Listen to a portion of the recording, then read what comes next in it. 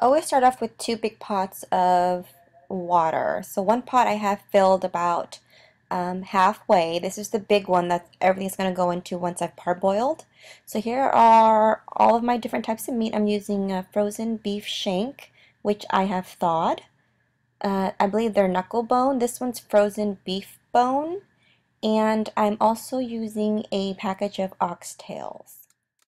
The type of beef bone and just beef in general that I use to do pho changes all the time. Depends on what I have in my freezer or what's on sale. My blog I show you using chicken. That's because I like to use chicken because it's produces less fat, but it tastes better with beef and beef bones. So here I've added all my different types of meat, and then I'm going to fill it up with water. This is my first pot here that we're going to parboil, and this is the second one, the clean pot that's going to the reason why you boil at the same time is that it's such a big pot, it takes a long time for it to come to a boil. So if you do it while you're parboiling your bones, then it'll be ready by the time you're done parboiling. While our bones are parboiling, I'm going to take our onions and we're going to chop them right down the middle and leave the skin on. That's going to give us really good flavor in the broth. And I'm going to take some ginger and then cut some pretty big knobs. Just split them right down the middle, just like this. And then I'm going to throw that under the broiler here in a second. You will need some coriander seeds, some cardamom pods, about 2 split, some cinnamon sticks, and some whole cloves. Oh, can't forget the star anise. This is very important. This is what's going to give it the smell. I mean, all of it smells very fragrant, but this is the star, no pun intended, of it all. I have here a table I'm going to add in all of my spices into. Some people would like to toast the different spices, but I don't see the difference or why you should, because the spices are already fragrant as is. But if you want to, that's your choice, but I don't think it makes a difference. So I've added everything in here, and I'm going to show you guys what we are going to do, what we did with the ginger. So here's the ginger and the onion. I've put it on my oven at about 500 degrees, broil, and then now it gave it a nice good char.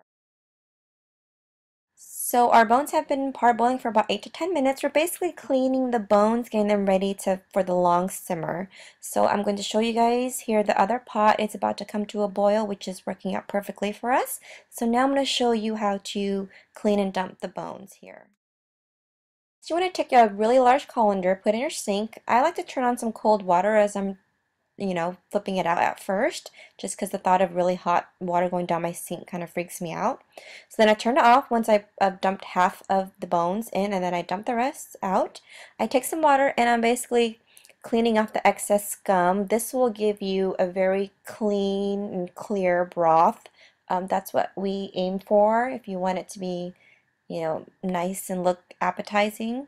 So this is why you want to make sure it's all nice and clean. So I have here all my ginger, onion, and the bones, and my tea ball. And I'm going to add in some rock sugar. I'm going to add in rock sugar also with some palm sugar.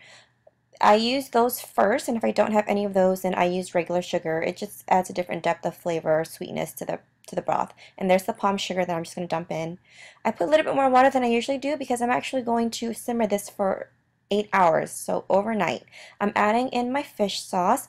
Unfortunately, the recipe on my blog, the only difference there is the amount of cooking time, which the one on my blog I did for 3.5 hours, and I used chicken. Like I said, every time I make pho, it differs every time. So in this video, I'm showing you how to do it the most yummiest way. So I've added in my cinnamon sticks, and then I've added in a handful of star anise, and I'm giving it all a stir. Now always, I know there's a recipe for the pho in terms of sugar and salt. It will always change depending on how much water, how long you simmer your broth for, how much, because when you skim off the fat, you take out some of that broth with you as well. If you simmer overnight, that amount of liquid will reduce, so the more it reduces, the saltier it gets as well. So always use it as an approximate guess of how much you will add and how much you will need. So always go by taste. So here it is 8 hours later. I let it go overnight. I actually woke up once at night and I put more water. That's why it's more than it Probably should be because I want extra broth. So I'm just skimming off all the fat off the top. I cannot stand fat, so I skim it off constantly, and I'm probably going to skim it off again. So now after all the fat has been taken off, or what I could get at that point, I'm going to discard the onions and the ginger.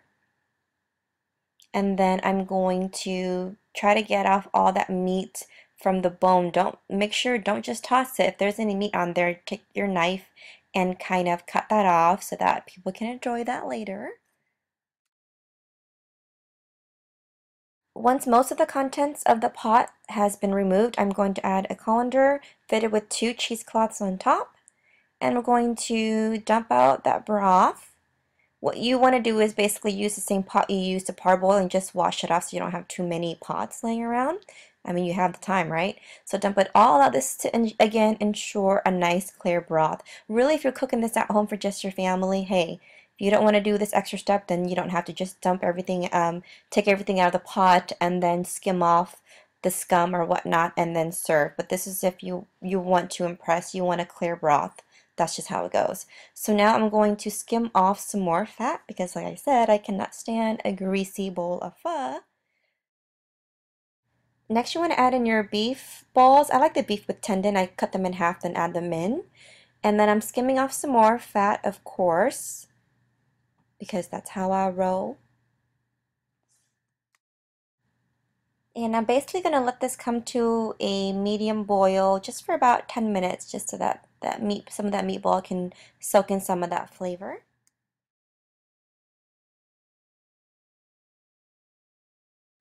Really thin slices of raw meat. This is optional. I'm using a sirloin here, I believe. Set this aside after you've cut them very, very thinly. Like I said earlier, check your beef bones. If you have any meat on there, make sure you cut that off for your guests to add on to your their serving bowls. Here are the oxtails that I've shredded.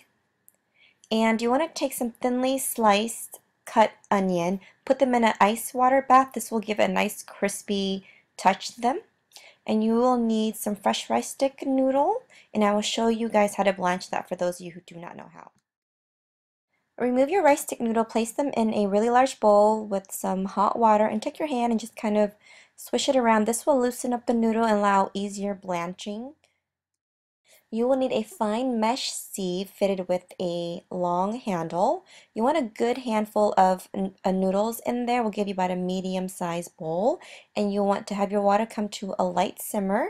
And you want to blanch your noodles for about 15 to 30 seconds. Take your chopsticks and loosen it up while you're doing that. Next, you want to take your raw meat and put that in the water for about literally 5 to 10 seconds max. If you want, you can add this in with your noodles while you're blanching your noodles as well. Last but not least is that yummy broth. If your broth is at a really hard boil, you can add thinly sliced pieces of raw meat and then add the broth right on top of it. It'll cook it that way as well. So here are our condiments. We have some bean sprouts and some mint and some lime. I have 2 different types of hot pepper. I have some Maggi soy sauce, or the soy sauce with the green cap is really good too, and some hoisin, and there you go. This is the finished result. I've added some sliced green onion as well, along with the thinly sliced white onion. My meatballs, I like to add in my lime here. I just squeeze it and throw it in sometimes too. And I also have here, if you look closely, there is an oxtail bone in there. Yes, I like to gnaw on the bone. I am Cambodian, and that is what we do. So thanks you guys so much for watching. I hope you guys enjoyed the video. And I know some of you are like, oh my gosh, I know how to blanch noodles. Well, this video is for those of you who do not. So enjoy it, and please subscribe. I hope you guys all had a wonderful holiday. Until next time, or better yet, the next video, I have some fun and exciting news to share with you guys. So I hope you guys have a good one. Bye!